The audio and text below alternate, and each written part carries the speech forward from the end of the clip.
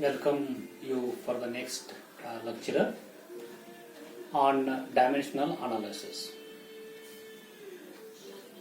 In the previous lecture, we have seen that there are two methods for the dimensional analysis. One is a Rayleigh method, and another one is a Buckingham's pi theorem. In the Rayleigh method, we have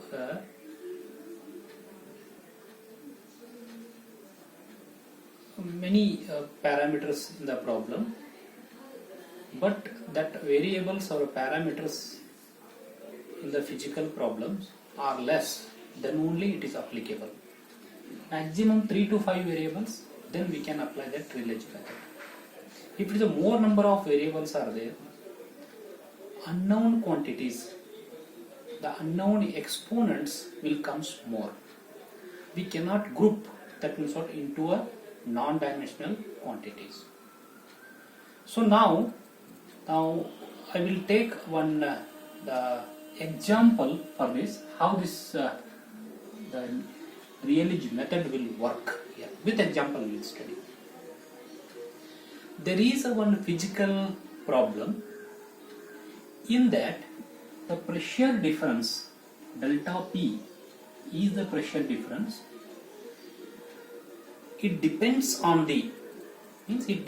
some other variables. In that some other variables, one is a length, maybe it's the length of the pipe, and the other one is a diameter. Maybe it is the diameter of the pipe. It is like that here, the diameter, and the velocity is another one, and the other one is viscosity. How many variables are there here? Number of that variables here in this physical problem. In this physical problem, this is one physical problem here. This is one physical problem. This is physical problem here. How many number of variables are there here? 1, 2, 3, 4, 5 here. So this is number of variables in that physical problem here. So next here, if the more number of variables are there, the Rayleigh method is not that much applicable. We will see how it will be. Less numbers are there, definitely Rayleigh method is very good here. Now it is number of variables are 5 here. In that 5, always we are classifying the variables into two categories. This side, that LHS side, it is there. It is only one variable it has. This variable is called as the dependent variable. Sorry. Dependent variable. It is a dependent variable on which it depends on length, it depends on D, it depends on V, and also it depends on mu. Means this pressure difference, it depends on the length of the pipe, diameter of the pipe, velocity with which that fluid is flowing, and that the viscosity of the fluid here. So therefore these are there here now. These are there here. These are called as the independent variables. Independent variables. Because what? These are independent. This is the delta P, pressure difference depends on that. These are called as the independent variables. Usually at RHS side, these are, and this is LHS side here. It is a dependent variables. So therefore, in any physical problems, we will classify into two types of variables: dependent variables and independent variables here. So now, what is this one? We have to write the next step here. Once we are writing that physical variables like this here, in the form of the equation we are writing, then next step in the case of the Rayleigh method is we have to write one functional relationship. So functional relation, how to write? the function relation here now. Delta P is equal to K over pi, any one you can take. This is the function. K is not any variable, it is a function variable. It is a non-dimensional quantity here now. It is a non-dimensional quantity here. This into L into D into P into mu. This is called as the functional relationship. Functional relation we have to write. Same here. Delta P is equal to K is only one non-dimensional functional has to take. L as it is, D as it is, P as it is, mu is also as it is here. So next step is what? Next step is we have to write this one in terms of the powers,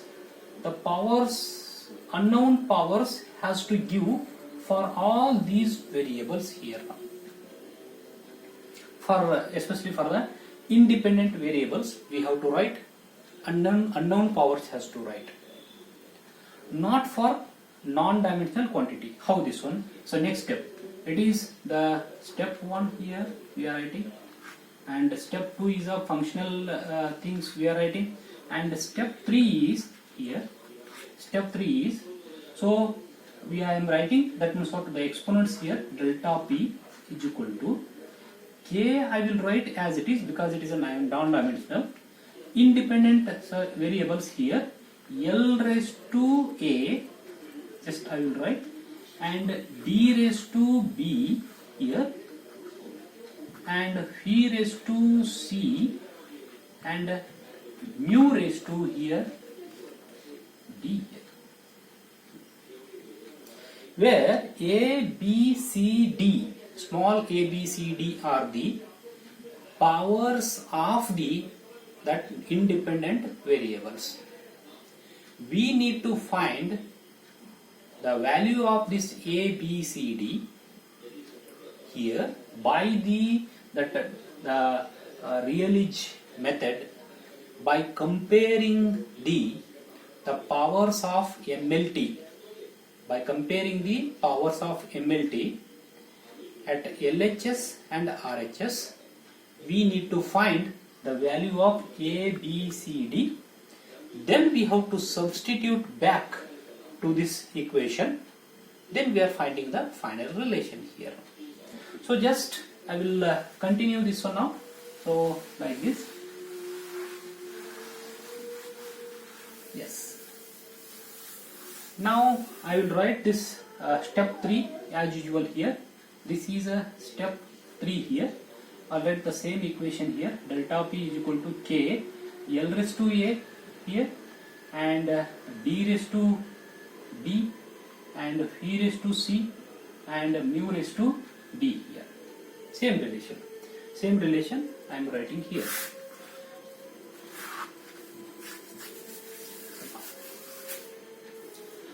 Now I will write the MLT form for all the quantities.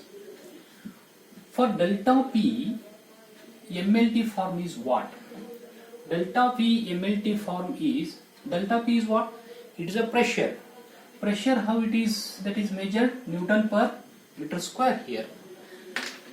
So Newton is what here now? Is a force here. For force, how to take here now? Force is equal to mass into acceleration. Mass means it is MLT form. We have to write that MLT form. M means it is a mass here, yes, into acceleration. Acceleration is what here now? Meter per second square. So here meter is there, second square is there, you know. Meter means it is L here. Second square, it is in the denominator. I will take it into the numerator here. It will becomes -2, t raised to -2 here. So now the MLT form of the force is ML t raised to -2 here now. So therefore Newton means force.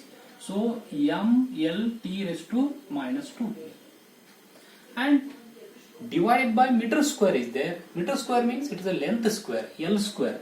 L square it is in the numerator. If I take in the it is in the denominator. If I take in the numerator, it will becomes L raised to minus 2. Finally, for this delta P, that MLT form is M L raised to 1 is here, L raised to minus 2 is there, so therefore L raised to minus 1 and T raised to minus 2. So this is the force. This is the force we are writing in the form the Newton per meter square. This is the pressure we are writing in the form of MLT here. So sometimes we need to remember it because many times these are repeating here.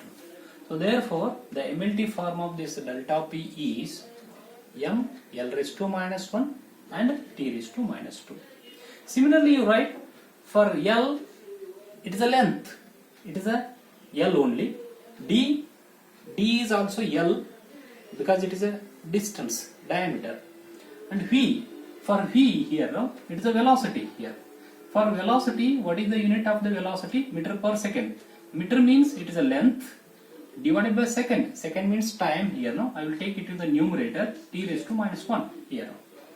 And mu is what here, no? Mu is Newton second per meter square here, no, in SI. So Newton is what already we have the Newton. For Newton, that one already we have taken here, no? That one you write it M L T raised to minus 2 for Newton here, this one. And next one is, it is for second. Second means it is a time. Time is T here. Meter square, it is the denominator. I will take it to the numerator here, no? Meter means length here, L raised to minus 2. So simplify it. M is only 1 here, you write it as it is. L raised to 1, L raised to minus 2 here, now L raised to minus 1. T raised to minus 2 and T raised to 1, it will become a T raised to minus 1. So this is the final MLT form of the viscosity here. Likewise, final form has to write. I will keep somewhere this one, now I will write it here. For force here, this is ML T raised to minus 2. For mu it is, this is M L raised to minus 1 T raised to minus 1. Because it is required for many times, better I will take that side here. So I will continue the same problem in the next video lecture. Thank you very much.